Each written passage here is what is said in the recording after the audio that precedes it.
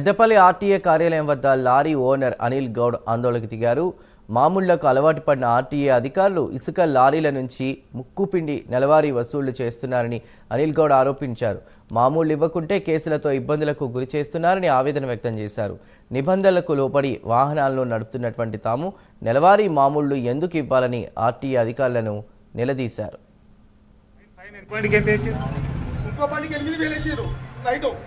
దీన్ని తయారు చేసుకున్న పైసలు రిలీజ్ చేసుకుందామని మళ్ళీ నైట్ 12 గంటలకు నా దగ్గరికి ఆఫీసర్లు దొరికినా వాడి ఇంకో పని దగ్గర చేసారు. నన్ను ఎందుకు పగబడతారు అంటే నెల మామూలు ఇవ్వనందుకు నా మీద పగబడతా?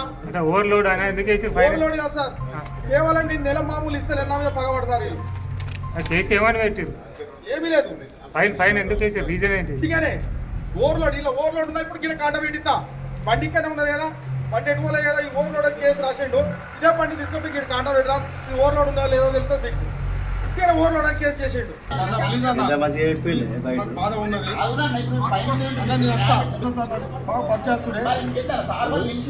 తెలుసు. అధికారులని ఘోరమైన దోసుకుని ఏదైతే కేసులు అయినాయో అవి పైసలు కట్టుకొని రమ్మన్నాడు, నా రిలీజ్ చేద్దాం అన్నారు. నేను సార్ని రిక్వెస్ట్ చేసిన, దయచేసి ఏదైతే వీళ్ళు లంచాలు తీసుకుంటారో తీసుకోకుండా మాట్లాడండి సార్ అని చెప్పిన. సార్ నాకు మాట ఇచ్చేయండు, ఎవరి దగ్గర పైసలు తీసుకోకుండా నేను వాళ్ళకి చెప్తాను చెప్పిన అధికారులకు. అది నాకు మాట ఇవ్వడం జరిగింది. నా బల్లకి నేనే పైసలు కట్టుకొని నేను రిలీజ్ చేసుకుంటాను.